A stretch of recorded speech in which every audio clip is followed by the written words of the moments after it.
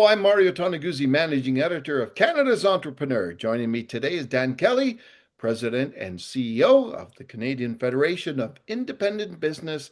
Thanks again, Dan, for joining us. Anytime, Mark. Okay, let's talk about last year and this year for small businesses in Canada. And let's start with, how would you describe 2025 for the small business community in this country? Well, look, it was a tough year. It was very tough for so many small businesses, regardless of the sector, regardless of the region that they were located in. And the big buzzword was uncertainty. That is the challenge. We've had now, when I think back, Mario, since we've been speaking regularly, we've had 6 years for many businesses where for so many of them, they've not had a normal month of sales. It has been up and down, with 1 month of optimism, the next month pessimism. It is hard to get a trend line, and that has put its pressures on business owners.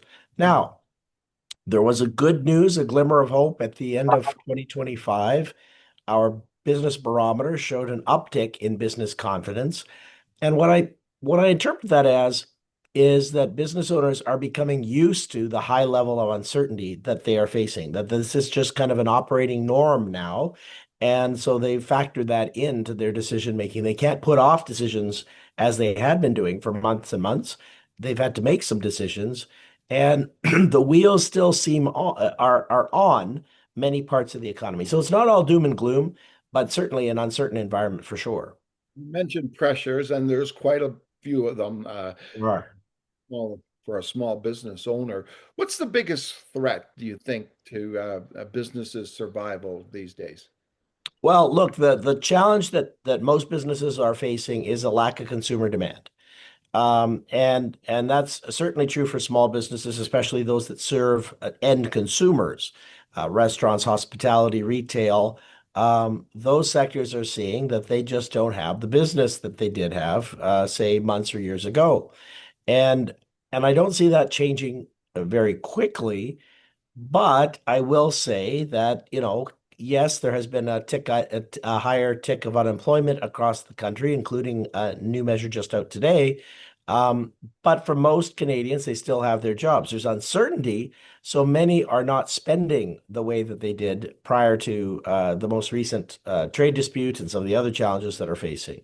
Yeah. But a lot of this is related to the uncertainty that we have right now over the Canada-US relationship.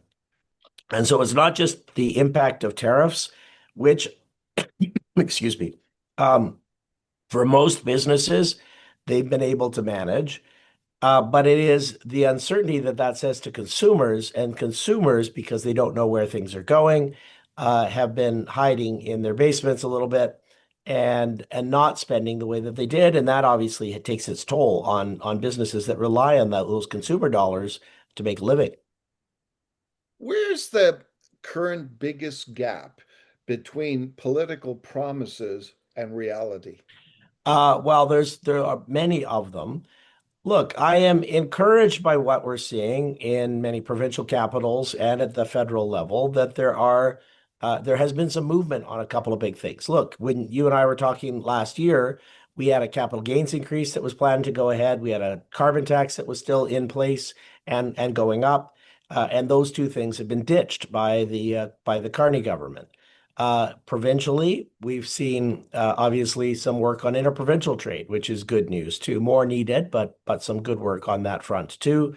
And there have been some modest tax reductions in a few environments, federally and provincially, particularly related to personal income taxes.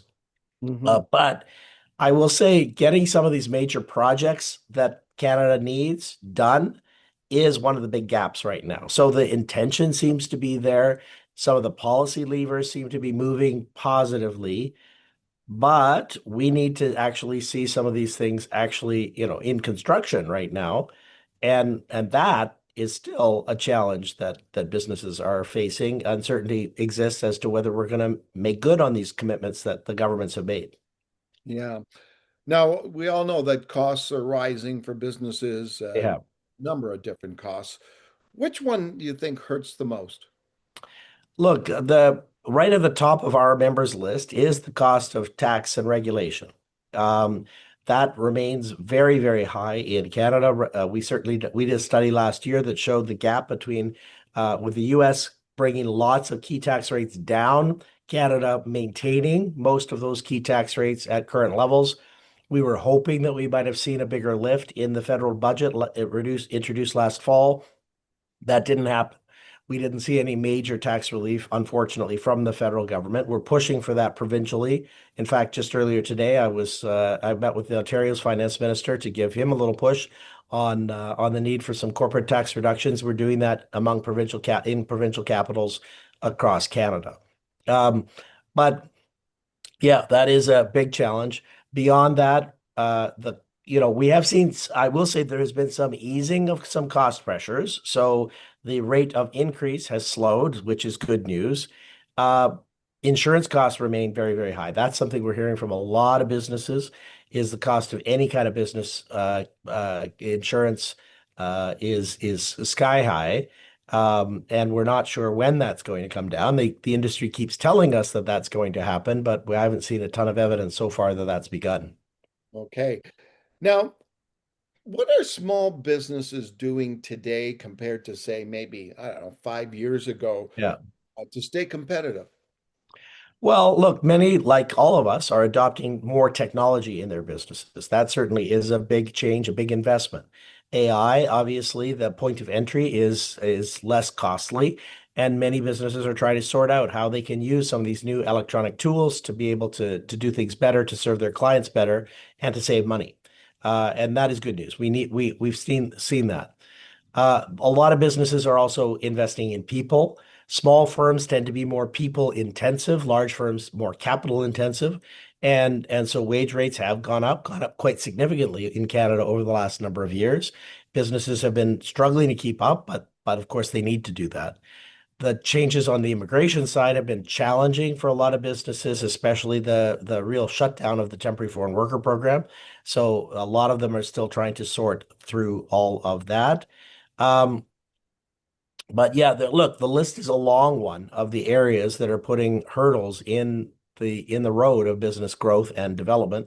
We need consumers to come back to the table, but we also, of course, need governments to do their job to make sure the playing field is a smooth one.